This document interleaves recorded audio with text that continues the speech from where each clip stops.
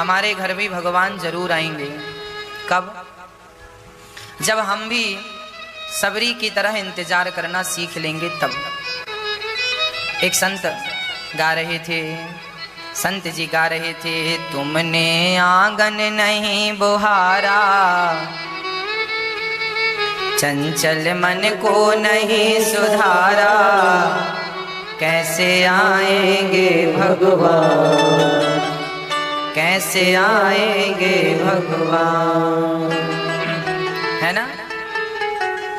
तुमने आंगन नहीं बुहारा, चंचल मन को नहीं सुधारा, कैसे आएंगे भगवान, कैसे आएंगे भगवान।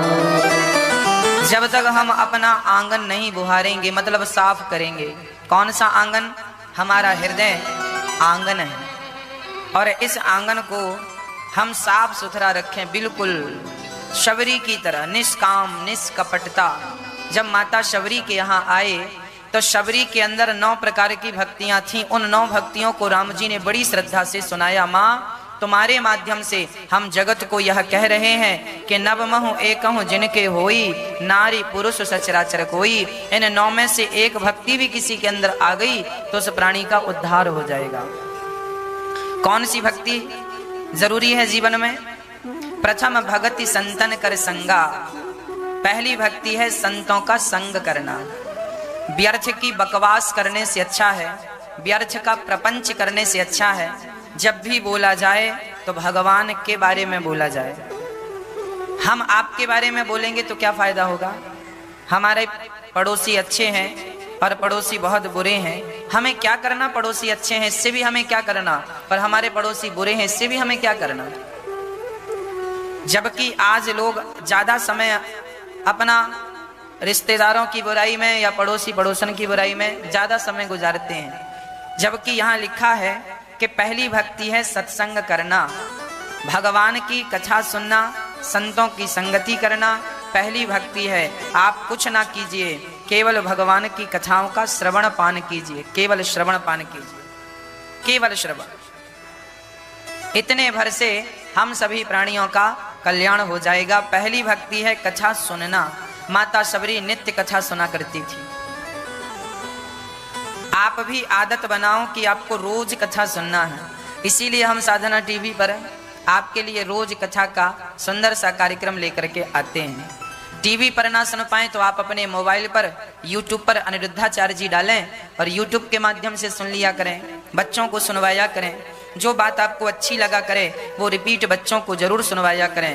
बच्चों की बुद्धि इसी से ठीक होती है, सत्संग के बिना गति नहीं है।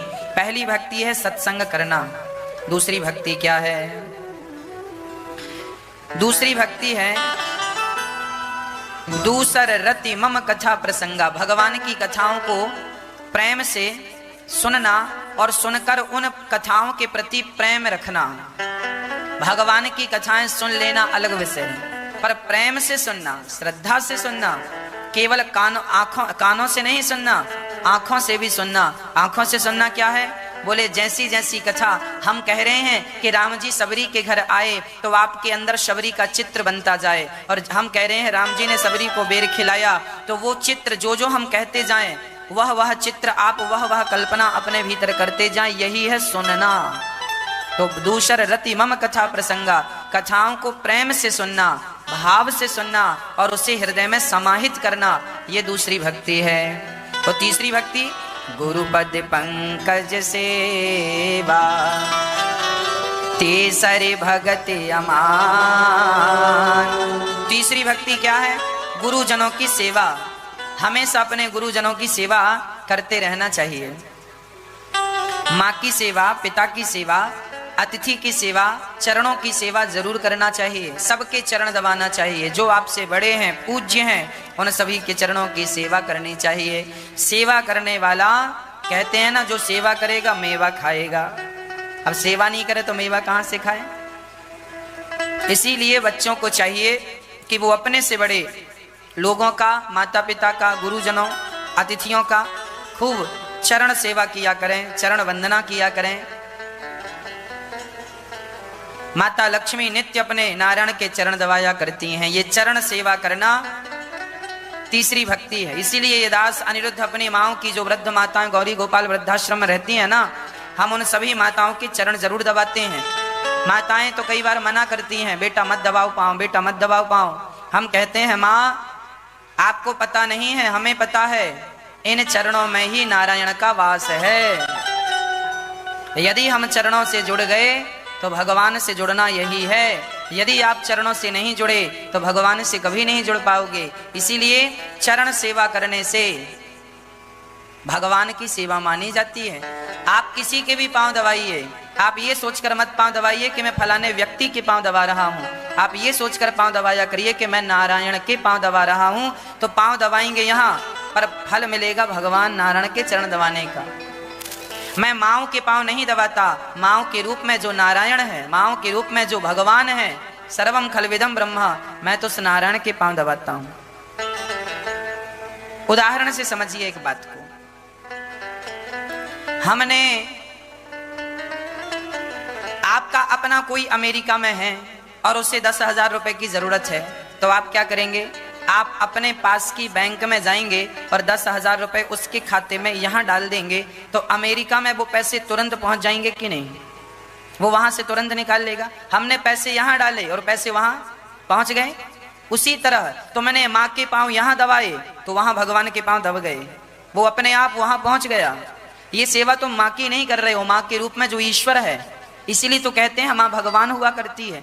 तो जो तुम माँ के चरण दबा रहे हो, पिता के चरण दबा रहे हो, गुरु जी के चरण दबा रहे हो, ये आप अपनी माँ के, पिता के, गुरुजनों के चरण नहीं, ये साक्षात भगवान के चरण हैं। ये माँ के, पिता के और गुरु के चरण नहीं, ये हमारे गुरुदेव भगवान हैं जो आप टीवी पर देख रहे हैं। इनके चरणों की सेवा करने से हम ये समझते हैं कि हम नारायण के चरणों की सेवा ही कर रहे हैं। श्रीमन्नारायण चरणौ शरणं प्रपद्ये श्रीमते नारायणाय नमः। श्रीमन्नारायण चरणौ शरणं प्रपद्ये श्रीमते नारायणाय नमः। इसीलिए कहा करता हूँ, बड़ी श्रद्धा से हमें पांव दबाना चाहिए। मैं कभी भेद नहीं रखता कि ये ऊंचा है या नीचा है। मुझसे कोई भी अपने पांव दबा लो, मैं तो पांव दबाने को तैयार हूँ। हमें चरण सेवा अच्छी लगती है। पता नहीं, बचपन से आपको बताऊं, मेरे जीवन में सबसे ज्यादा मुझे अवसर मिला है चरण सेवा करने का। जब मैं पढ़ने के लिए वृंदावन आया तो 2006 17 जुलाई 2006 को हम प्रथम बार वृंदावन आए थे, 2006 को पढ़ने के लिए। और जब पढ़ने के लिए आए तो यहाँ हमें गुरुजनों का दर्शन हुआ। हमारा नियम बन गया कि रोज गुरु जी के चरण दबाने। हमारे गुरुदेव पढ़ाने आते थे तो पढ़ाकर जब जाने लगे तो उनके चरण दबाना। रात को भी यहाँ पर गुरुजन रहा करते थे जो कि हमें भागवत जी पढ़ाया करते थे।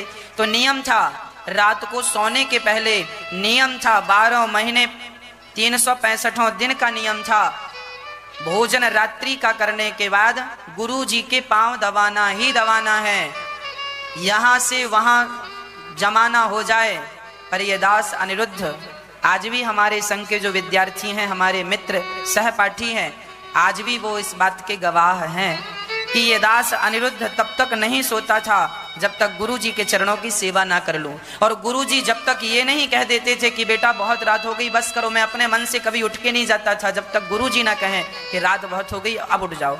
कई बार तो 12 बज जाते थे रात को, गुरु जी सो जाते थे और फिर गुरु जी की आंख खुलती तो बोले अरे तुम बैठे हो तो जाओ सो जाओ।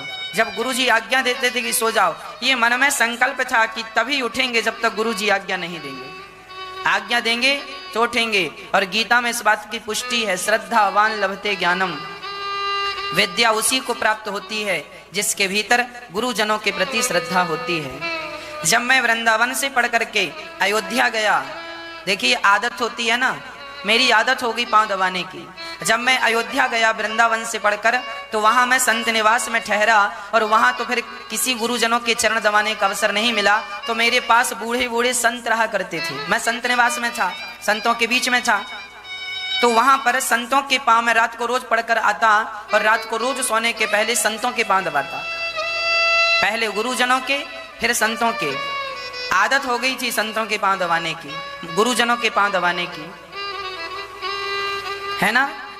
फिर मैं अयोध्या में संत जनों के पांव दबाता रहा। उसके बाद बिहारी जी ने कहा कि अच्छा तुम्हारी आस्था चरणों के प्रति है, तो देखो इतना भाग्यशाली बना दिया परमात्मा ने कि आपकी तो एक माँ होती है, मेरी तो वर्तमान में 170 माएँ हैं और 170 माँओं के पांव दबाने का मुझे अवसर मिल रहा है।